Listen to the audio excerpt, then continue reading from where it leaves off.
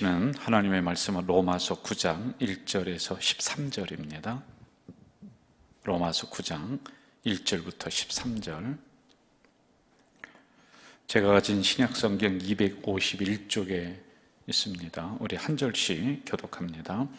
내가 그리스도 안에서 참말을 하고 거짓말을 아니하노라. 나에게 큰 근심이 있는 것과 마음이 그치지 않는 고통이 있는 것을 내 양심이 성령 안에서 나와 더불어 증언하노니, 나의 형제 곧 고륙의 친척을 위하여 내 자신이 저주를 받아 그리스도에게서 끊어질지라도 원하는 바로라. 그들은 이스라엘 사람이라. 그들에게는 양자됨과 영광과 언약들과 율법을 세우신 것과 예배와 약속들이 있고, 조상들도 그들의 것이요 육신으로 하면 그리스도가 그들에게서 나셨으니 그는 만물 위에 계셔서 세세의 찬양을 받으실 하나님이시니라. 아멘. 그러나 하나님의 말씀이 폐하여진 것 같지 않도다. 이스라엘에게서 난 그들이 다 이스라엘이 아니요 또한 아브라함의 씨가 다 그의 자녀가 아니라 오직 이삭으로부터 난 자라야 내 씨라 불리리라 하셨으니, 곧 육신의 자녀가 하나님의 자녀가 아니요 오직 약속의 자녀가 씨로 여기심을 받느니라.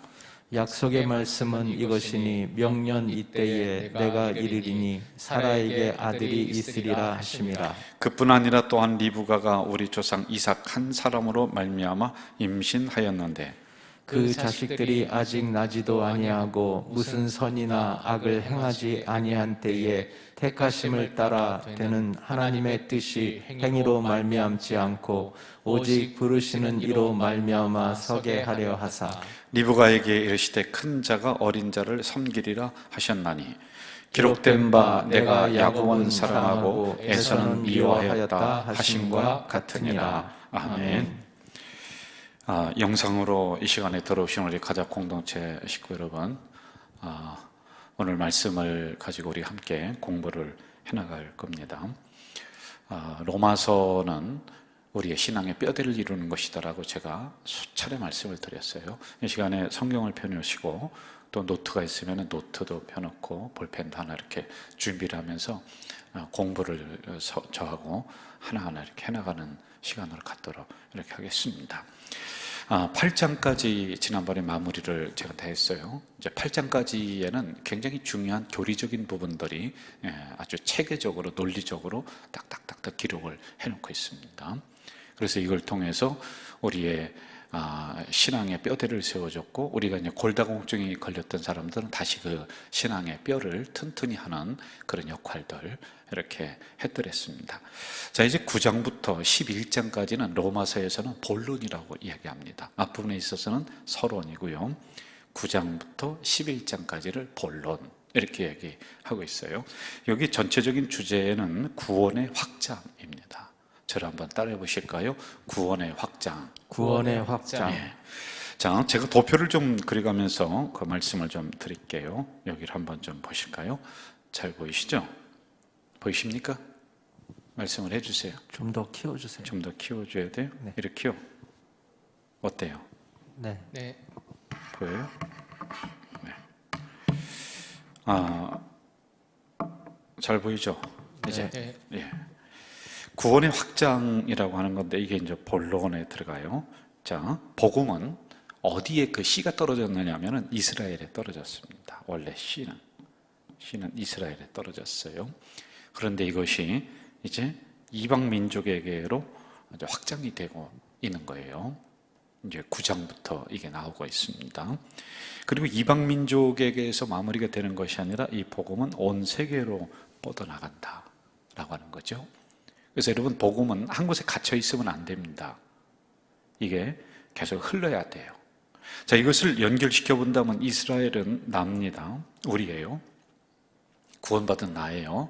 그런데 이 복음이 나에게만 있으면 안 되고 나의 친족으로 가야 된다는 거예요. 복음이 확장돼야 된다는 것이죠.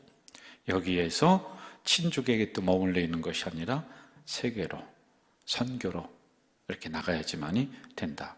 이게 서로 다 이어지고 있는 부분들이란 말입니다.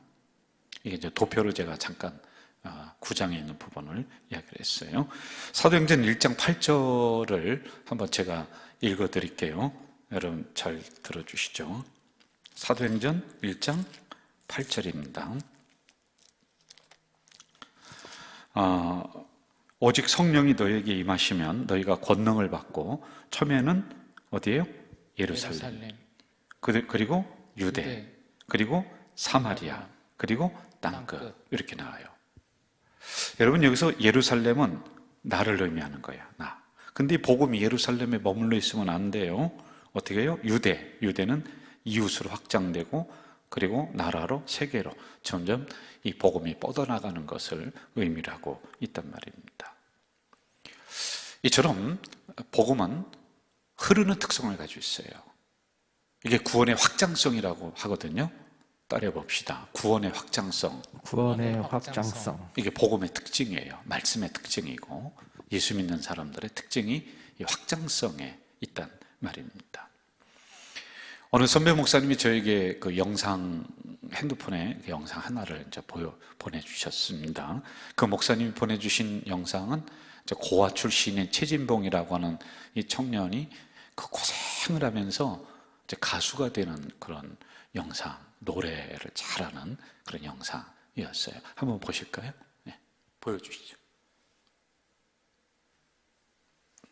방송실 볼 수 있나요? 조금 시간이 걸리지만은 한번 좀 보고 넘어가겠습니다.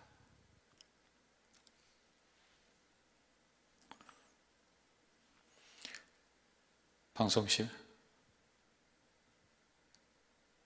돼요?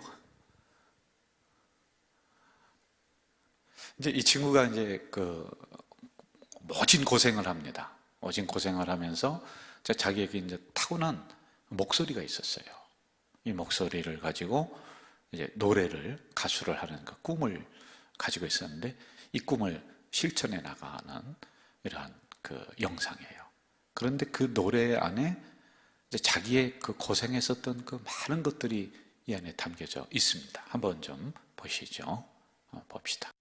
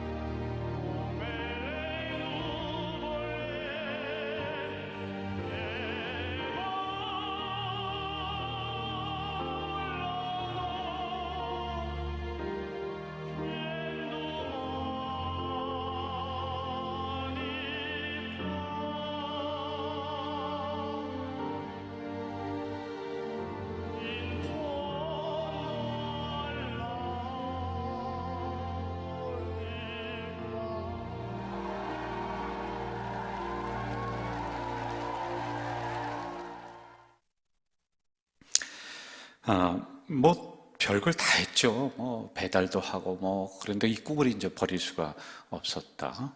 그래서 이 타고난 목소리로 다시 가수에 도전을 하는. 그리고 그 스토리를 알은 이 청중들이 이 노래를 들으면서 감동을 하는 이런 장면들이었습니다. 자, 그런데 선배 목사님이 이 영상을 보내주면서 그분이 그 밑에다가 쓴 글이 제 마음을 더 먹먹하게 만들었어요. 이렇게 얘기를 해요. 목사님, 저는 이 스토리와 이 노래를 들으면서 많이 울었습니다. 내 안에 언제부터인가 감동이 사라지고 너무 먼지만 나는 종교인이 되었습니다. 그분이 얘기하는 거예요. 그 목사님이, 선배 목사님이 고백합니다. 나는 최근 3, 4년간 기도하면서 눈물을 흘린 적이 없습니다. 눈물이 사라졌어요. 내 안에 주님에 대한 열망이 희미해졌습니다. 그립습니다. 복음에 대한 열정이. 이렇게 제게 글을 하나 보내줬습니다. 사실은 이제 목사라고 하는 게 이게 사라지면은 직업이 됩니다.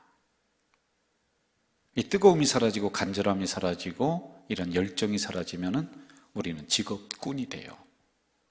여러분들은 이 말씀에 대한 그리움과 구원에 대한 열정, 복음에 대한 이런 열정, 사랑, 이런 것들이 하여간 빠져버리면은 종교인이 돼버리는 거예요.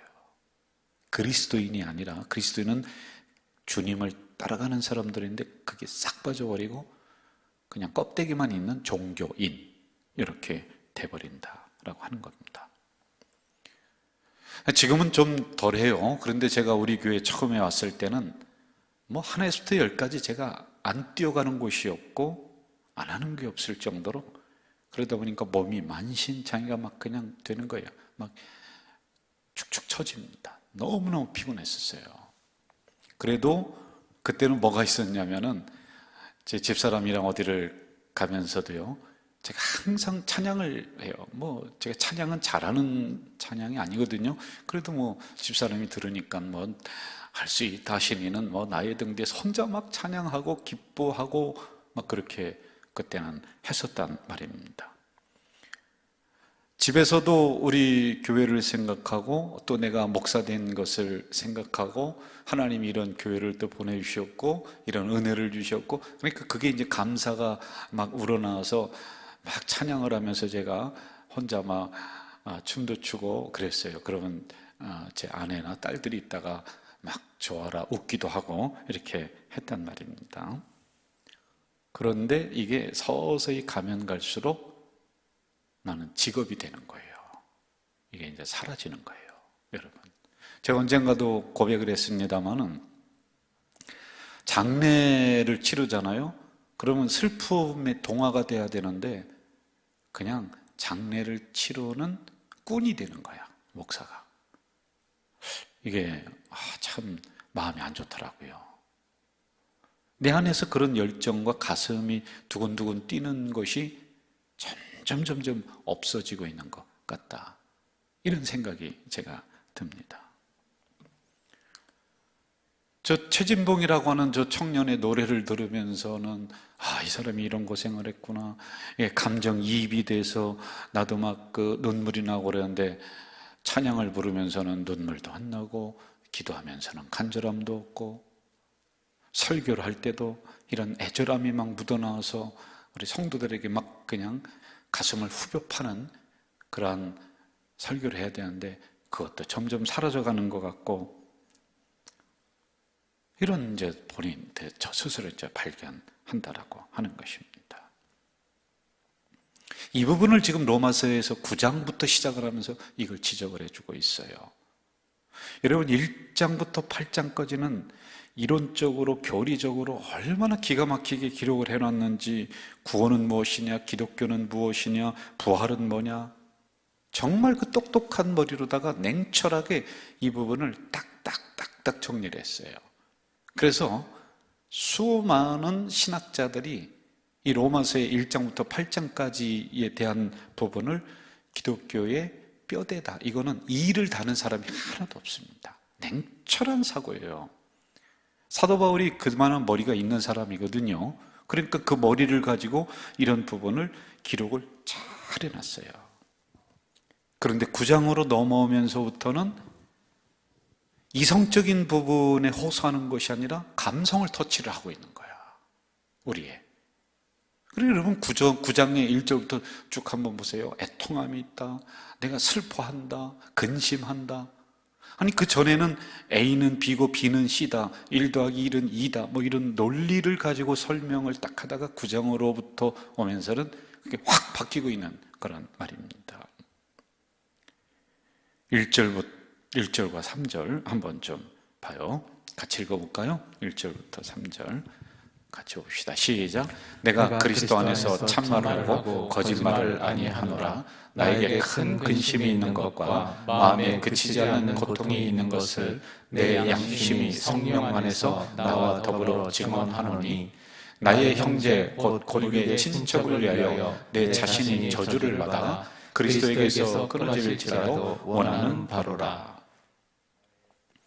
여러분 참 이게 아주 반전이거든요. 이건요, 180도 확 달라지는 장면이 9장부터 나오는 거예요. 그런데 9장을 로마서에서는 본론으로 치고 있는 겁니다. 물론 지난번에 우리가 8장을 하면서 8장이 로마서의 중심을 잡아주는 중심장이다. 거기에 성령님 그분에 대해서 말씀을 드렸습니다. 근데 9장으로 오면서는 이 사도 바울이 가지고 있는 뜨거운 가슴을, 뜨거운 심장을 내보이고 있는 거예요. 자기의 감정을 드러내놓고 있는 이런 장면을 우리가 만나게 된단 말입니다.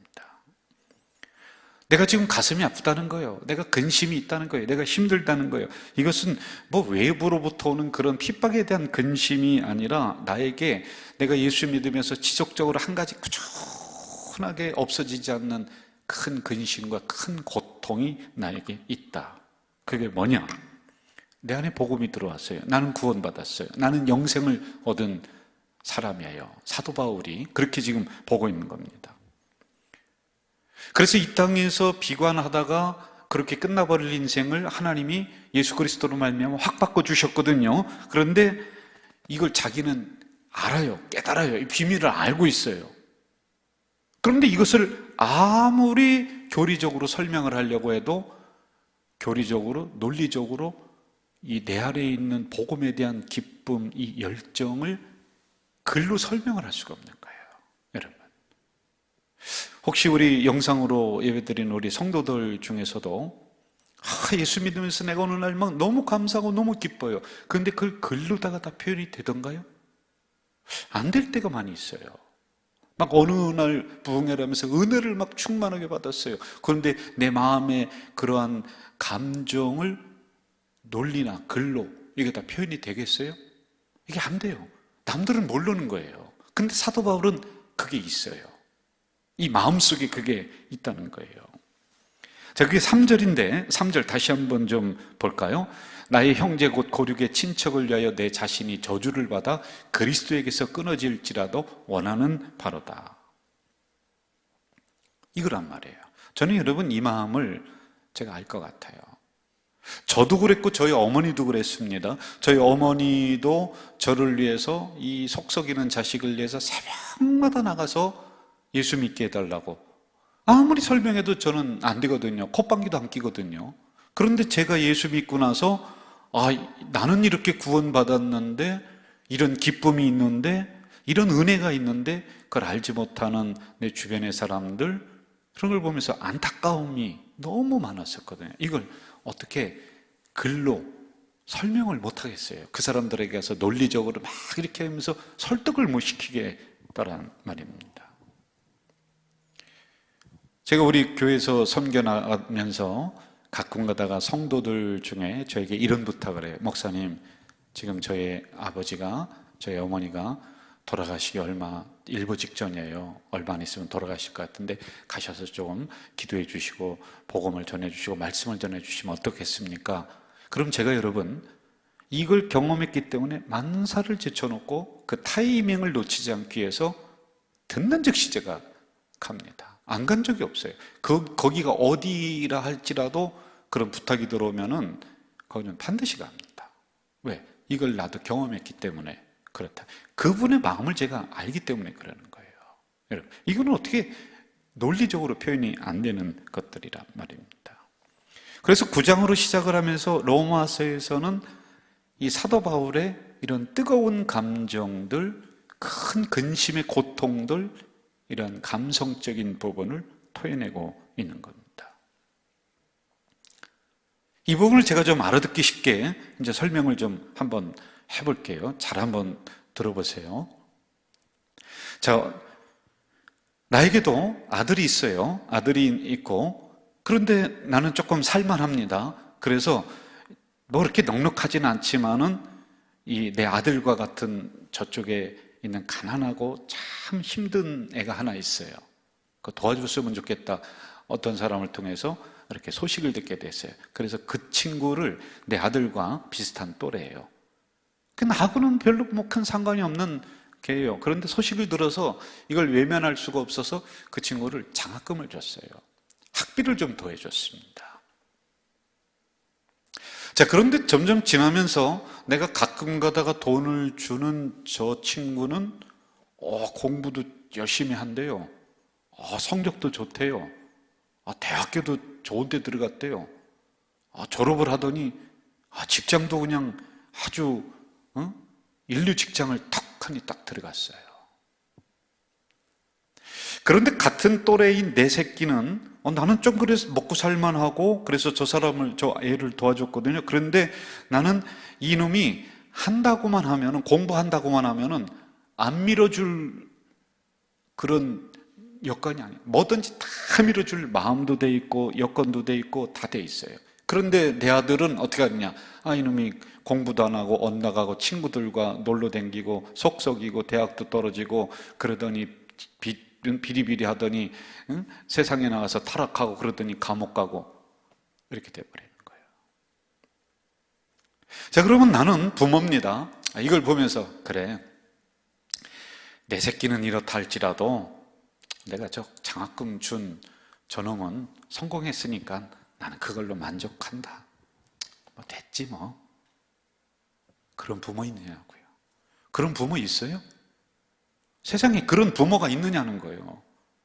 땅을 치는 거예요, 지금 사도 바울이. 예?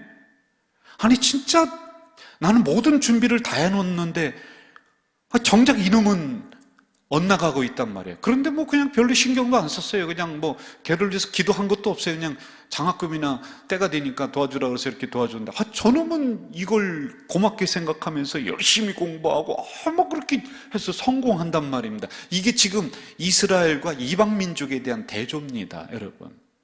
내 민족을 바라보면은 구원해줄 다 준비를 하고 있어요. 복을 준비를 다 하고 있어요. 다 하고 있는데 이놈은 엇나가네.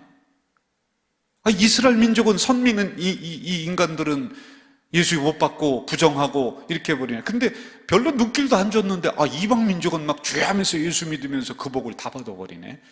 이거를 말하는 거예요, 지금요, 여러분. 이걸 확대하면 그렇다는 거예요. 예? 평생을 복음 전하면서 목숨까지 아끼지 않으면서 왔습니다. 그래서 많은 사람들이 변화받고 새로운 생활을 하고 정말 복받으며 잘 살고 있는데 정작 내 새끼는, 내 민족은 그게 안 되는 거야. 그러니 이게 가슴을 치는 거예요. 통탄할 일이에요. 세상에 이런 일이 어디에 있겠냐는 거예요. 그러면 내가 뭐 저 자식 잘 되는 거 보고 내가 내 새끼 감옥 갔어도 나는 만족해. 나는 괜찮아.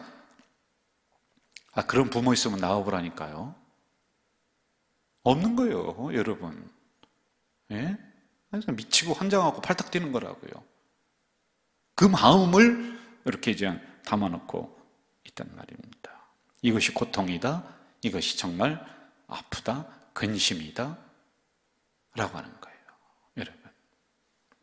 경제적인 어려움보다도 몇 배도 아프고 애절한 마음들, 이 생각만 하면 자다가도 벌떡 일어나 버리는 거예요. 나는 복음을 받아서 내 마음속에는 열정이 막 넘쳐나요. 이 넘쳐나는 걸 가지고 정작 내 새끼들한테 가서 복음 전하니까 돌팔매질을 하고 욕이나 하고 쫓아내기나 하고 이런 나쁜 놈들이 어디 있어요. 그런데 지나가다가 너 한번 예수나 믿어봐. 그랬더니 확 달려들어서 예수 잘 믿고 그냥 막 복받고 해버리네. 남 새끼는 그렇게 돼버리는 거예요.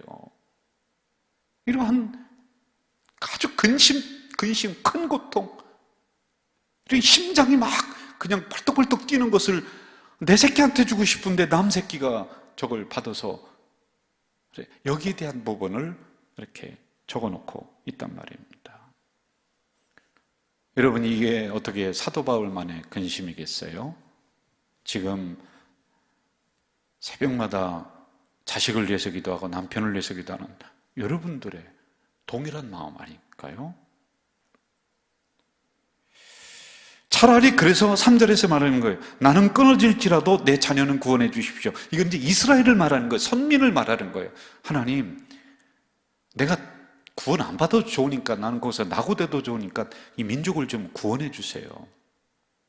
아니, 어떡하다 지나가다가 그냥 한번 내 그렇게 간절한 마음도 없이 한번 그냥 복음 쪽지 하나 전에 던져주고 갔는데, 그걸 보고서 수많은 이방 민족들은 주여하며 달려들고 구원받은 백성들 반열에 서는데 정작 내 새끼는 이게 뭡니까? 여기에 대한 통탄함이 있다라고 하는 겁니다. 이스라엘은 선민이라고 그랬어요. 그런데 예수님을 받아들이지 않습니다. 정작 누구보다도 잘 믿어야 될 사람들인데 이걸 받아들이지 않는 거예요. 이들이 복을 얼마나 받았는지 한번 좀 보세요. 4절과 5절을 한번 좀 봅시다. 4절과 5절 같이 읽어볼까요? 시작. 그들은 이스라엘 사람이다. 그들에게는 양자됨과 영광과 언약들과 율법을 세우신 것과 예배와 약속들이 있고 5절 조상들도 그들의 것이요 육신으로 하면 그리스도가 그들에게서 나왔고 그는 만물 위에 계셔서 세세의 찬양을 받으실 하나님이시라. 세상에 모든 복은 다 거기 있네. 예? 예수도 거기서 났어. 여기를 보세요. 몇 가지로 우리가 구분할 수 있죠. 양자로 삼았다. 아들을 삼아 주셨습니다. 아들에 맞는 복을 물붓듯이 주었다. 세 번째, 율법, 언약을 주었습니다. 기주되는 4번, 율법을 주었다. 유일한 민족입니다. 그리고 하나님에게 예배 드리는 복을 받았어요. 아무나 예배 못 드립니다. 복된 약속을 주시고 그것을 자손들에게까지 자자손손 흐르게 하셨습니다.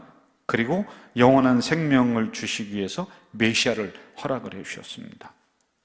그런데 여러분, 이걸 한 번에 걷어차버리는 거예요. 결정적으로 예수 그리스도를 십자가의 도를 믿어야 되는데 이걸 걷어차버리는 거예요. 이 복을 다 차버리는 거예요. 여러분, 그러니 이스라엘 민족이 결국에는 어떻게 됩니까? 1000년 동안 나라 잃은 민족이 돼버렸잖아요. 뿔뿔이 흩어지잖아요. 이 많은 복이 거기 그 민족을 통해서 흐르고 있고 그걸 받아 누렸던 백성들인데 한 발로 뻥 차버리는 거예요. 그리고 그 복을 누가 받느냐면 옆에서 있었던 이방 민족이 이걸 받아버리네. 세상에. 이게 너무나 가슴이 아픈 그런 말입니다. 자, 이제 사도 바울의 고민이 여기에 딱 머물러 서 있는 거예요. 도대체 이게 뭐지? 왜 이런 일이 일어났지? 진짜로 복받고 잘 살아야 될 백성은 도망가 버려. 속썩여. 감옥 가버려. 하나님의 아들을 십자가에 못 박아버리는 거예요. 그런데 어쩌다가 불쌍해서 대충 잘해줬던 저 양아들은 서울대 들어가고 직장 좋은 데 들어가고. 그리고 이 고민 앞에 지금 사도 바울이 이제 딱 서서 있는 거예요. 이런 질문을 가지고 고민하다가 큰 깨달음을 하나 얻습니다. 그게 뭐냐 하면은 단순히 예수님은 이스라엘 백성들을 위해서 죽으셨다라고 하는 게 아니에요. 이 차원을 넘어서서 이 예수님의 십자가의 사건은 온 백성들을 향해 흘러가야지 된다. 복음은 흘러가야지 되는 것이구나. 이걸 깨닫게 돼요. 복은 이스라엘만의 것이 아니구나. 이 구원은 이스라엘만의 것이 아니라 이 복은 흘러서 이방 민족에게 온 세계로 그리고 오늘 이 한국 땅에까지 흘러와야 되는구나를 딱 깨달은 거예요. 이해가 되셨나요? 이게 7절과 8절이에요. 우리 7절, 8절 가볼까요? 시작. 또한 아브라함의 씨가 다 그의 자녀가 아니라 오직 이삭으로부터 난 자라야 내 씨라 불리리라 하셨으니 곧 육신의 자녀가 하나님의 자녀가 아니요 오직 약속의 자녀가 씨로 여기심을 받느니라. 두 자녀에 대해서 얘기하죠. 하나는 육신의 자녀, 하나는 약속의 자녀입니다. 우리는 여러분과 저는 이스라엘 빼고는요, 우리는 육신의 자녀야. 육신의 자녀야. 약속의 자녀가 아니었어요. 그런데 이상하게 약속의 자녀는 버림을 받고 육신의 자녀인 어쩌다가 양아들로 삼았던 우리는 복받는 반열에 서고 구원받는 반열에 이렇게 선단 말입니다. 육신의 자녀는 예수님의 십자가를 딱 붙잡고 약속의 자녀는 그걸 차버리는 그런 말이에요. 여기에 대한 비밀을 10절과 11절에서 말씀하고 있어요. 자, 한번 가볼까요? 10절 시작. 그뿐 아니라 또한 리브가가 우리 조상 이삭 한 사람으로 말미암아 임신하였는데 11절 시작. 그 자식들이 아직 나지도 아니하고 무슨 선이나 악을 행하지도 아니한 때에 택하심을 따라 되는 하나님의 뜻이 행위로 말미암지 않고 오직 부르시는 이로 말미암아 서게 하려 하사. 자, 이걸 제가 풀어드릴게요. 또 여기를 보세요. 제가 족보를 그렸습니다. 잘 보이시죠? 자, 여러분, 아담은 누구를 낳죠? 가인과 누구요? 아벨. 따라합시다. 가인과 누구요? 아벨. 네, 대답을 해주세요. 있는 분들은 졸지 말고 딴짓하지 말고요. 그런데 여기서 가인은 죽습니다. 아니, 가인이 최초의 살인자죠. 아벨이 죽죠. 아벨이 죽어요. 그렇죠, 여러분들? 아벨이 죽어요. 아벨 대신 누구를 줬어요? 셋을 줬습니다. 셋. 계보가 여기서 끊겨요. 아담을 통해서, 셋을 통해서 에녹으로 흘러요. 맞죠? 에녹에서 노아로 흐릅니다. 노아는 아들이 몇 명 있었어요? 셈, 함, 야벳. 그럼 노아에게서 누구에게로 약속의 씨가 흐르는지 아세요? 예? 셈으로 흐릅니다. 셈으로 흘러요. 셈으로. 여러분, 이것도 이상해요. 이걸 지금 제가 이걸 발견하게 하려고 그래요. 셈, 함, 야벳인데 왜 셈을 택했을까요? 장자이기 때문에? 그래요? 맞습니까? 그럼 그렇다고 쳐봅시다. 그럼 이따가 좀 보자고요. 장자라 셈을 택했대. 자, 셈한테서 누가 나오죠? 아브람이 나와요. 아브람. 자, 아브람 밑에서 누가 나오죠? 이삭이 나오죠. 자, 이삭 밑에서 누가 나옵니까? 에서와 야곱. 큰아들이 누구죠? 에서. 그런데 하나님은 약속의 씨를 누구를 통해서 가게 하죠? 야곱. 근데 장자라면 에서를 가야지. 왜 그래요? 여러분, 여기에 비밀이 있다는 거예요. 자, 하나님은 아브라함에게 먼저 이스마엘을 태어나요. 못 기다립니다. 그래서 이스마엘을 낳지 않습니까? 그런데 그건 약속의 자녀가 아니라는 거예요. 여러분, 이삭이야 돼. 이삭. 리브가를 통해 이삭을 낳았어요. 그렇죠? 자, 이삭을 낳는데 이삭을 낳을 때까지도 25년 정도가 걸렸습니다. 이삭에게서 에서와 야곱이 났어요. 우리가 생각하는 대로 한다면은 같은 배에서 난 자식인데 택하려면 하나님이 에서를 택해야지. 그리고 성품을 보세요. 에서가 부지런해요?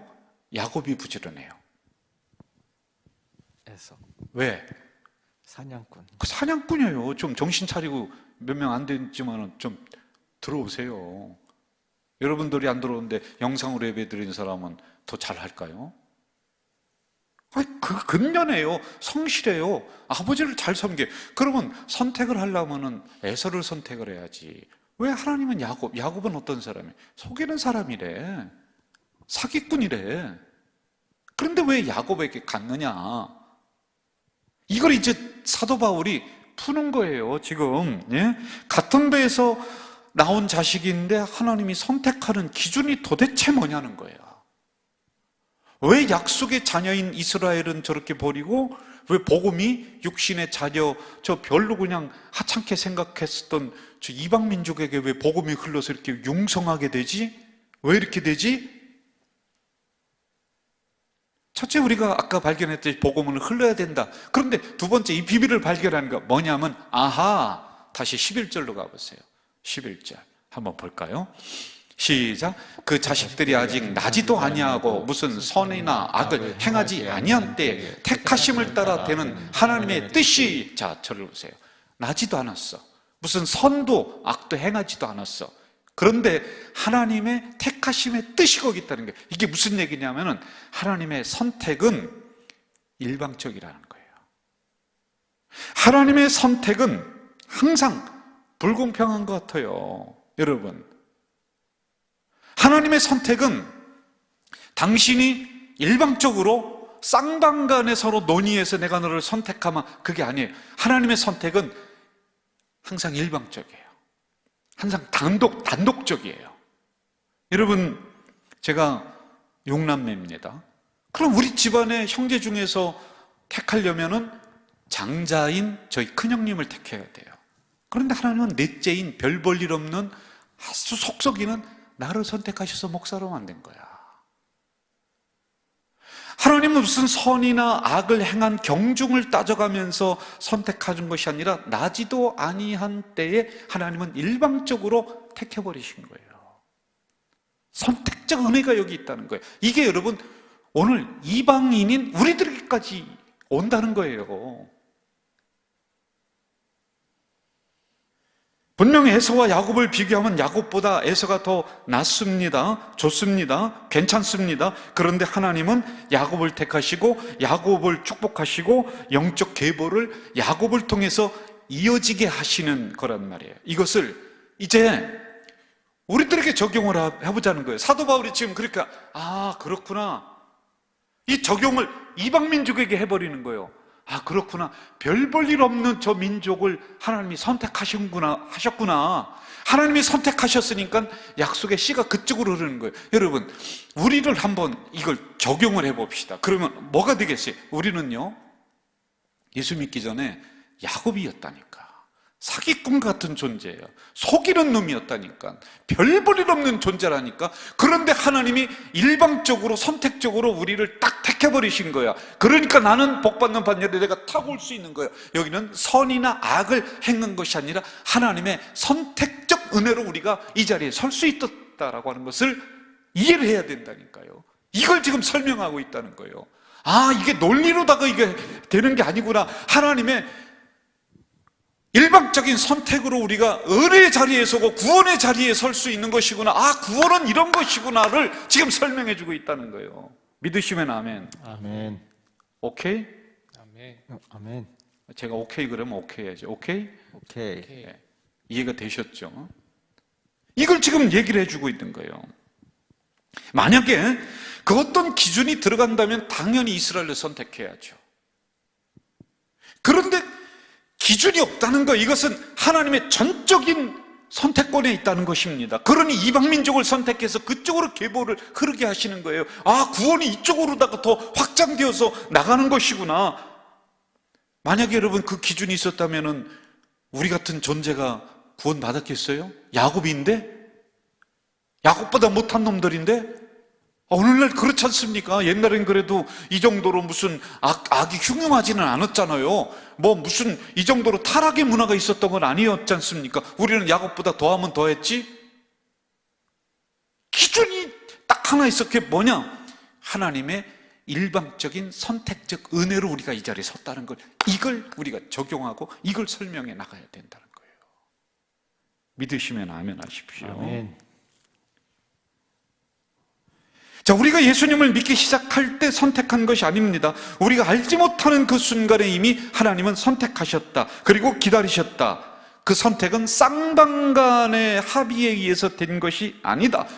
주인의 일방적인 사랑에 의해서 나를 부르시고 나를 이 자리에 세웠다. 복음도 똑같다는 거예요. 하나님이 이방민족을 저렇게 선택하셨구나. 여기는 교리가 들어갈 수가 없어요. 논리가 안 되는 거예요. 여러분, 자녀들에게, 어린 자녀에게 감기가 콜록콜록 왔어요. 약을 먹입니다. 안 먹으려고 그래요. 약을요. 그러면은 앉혀놓고, 얘야, 용돈아, 이제 한 2살도 안 됐어요. 인생을 그렇게 살면 안 돼. 엄마 말에 순종해야 돼. 이 약을 네가 먹으면은 이게 몸에 들어가서 어떤 작용을 하고, 그리고 너는 3일만 지나면 이게 낫고, 그래야지 이 약은 어떤 성분으로 된 것이고. 그렇게 해요? 안 먹으면 어떻게 해요? 꼭 붙잡고 입 벌려서 약 쑤셔 넣는 거 아니에요. 먹으라고요. 일방적이라는 거예요, 여러분. 속이는 근성이 있었습니다. 웬만하면 우리는 세상과 타협하며 살았습니다. 제된 모습을 더 좋아합니다. 직접적으로 말하면 예수님을 믿을 만한 자격이 하나도 없어, 한 구석도 없는 존재들이 여러분과 저요. 그럼에도 불구하고, 자격이 하나도 없음에도 불구하고 하나님이 이미 우리를 그 경륜 속에서 선택하셨다. 여기까지 나가는 거예요, 여러분. 이 9장이 말입니다. 이걸 뭐라고 하냐? 이것을 선택의 비밀이라고 하는 거예요. 우리가 알 수가 없어요. 왜 나 같은 놈을 하나님이 이렇게, 그건 주인의 일방적인 선택권이에요. 선택권. 나와 무슨 상의를 통해서 하는 게 아니에요. 이 복음은 하나님의 경륜에 따라서 이방 민족에게 흘러갈 수 있어요. 왜 하나님 이렇게 하십니까? 약속의 자녀를, 그 씨를 왜 이렇게 옮기십니까? 왜 버리십니까? 이거는 논리적으로, 왜? 주인의 의도에 따라서, 하나님 창조주의 섭리에 따라서, 경륜에 따라서 그렇게 되는 거예요. 이게 비밀이라는 거예요.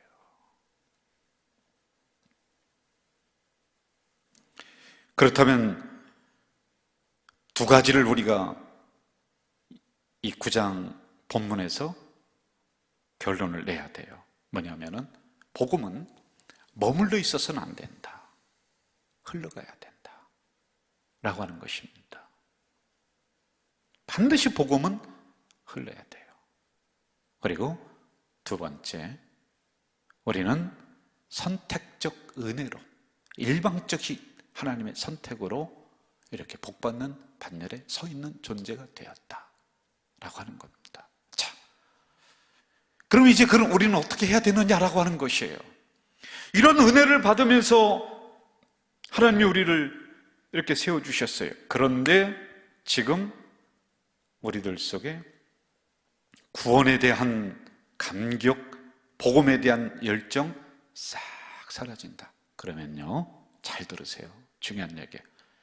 언젠가 우리들 안에서도, 우리 계보에서도 하나님은 옮기실 수 있어요. 구원의 은혜를 옮기실 수 있어요. 내 계보가 아니라. 우리 대한민국이 언제까지 복음이 융성하고 이렇게 될 것이다? 아닙니다, 여러분. 이러한 감격이 사라지는 그 즉시, 복음에 대한 열정이 사라지는 그 즉시, 저는 한국에서 하나님의 역사는 멈추시고 또 다른 민족을 선택을 하셔서 하실 수도 있는 거예요. 이거는 하나님의 경륜이야. 하나님의 비밀이야. 우리가 움직일 수 있는 사안이 아니란 말이에요. 그러므로 여러분, 이 시간에 다시 우리는 구원의 감격에 내 심장이 두근거리는가 점검하셔야 돼요. 이러한 쓸데없는 우리를 그냥 지나가다가 복음 한번 던졌는데 별로 중요하지 않은 나인 것 같았었는데, 하나님의 일방적 선택에 의해서 이렇게 은혜를 입고 구원받은 나구나. 그렇구나. 감격이 나와야 돼요. 그러므로 이 구원받은 은혜를 또 다른 누군가에게 우리는 확장성으로 열어줘야 돼요. 그렇게 하셔야 됩니다. 안 그러면 여러분, 이 구원의 계보가 장자? 아니에요. 차자한테도 흐르는 거예요. 그런 것처럼 우리는 거기에서 장자에서 제외될 수가 있습니다.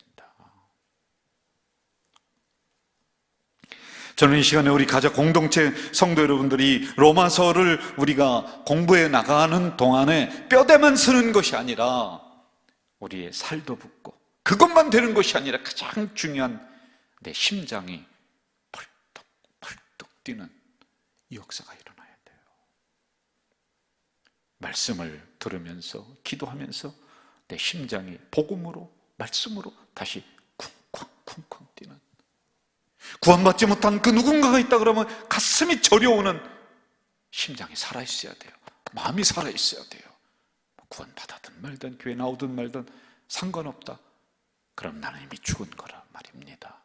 저는 9장을 시작하면서 이렇게 사도 바울이 이 심정을 토해낸, 나는 이 계획이 있다고 봐요. 이러한 어떤 뜻이 있다고 봅니다.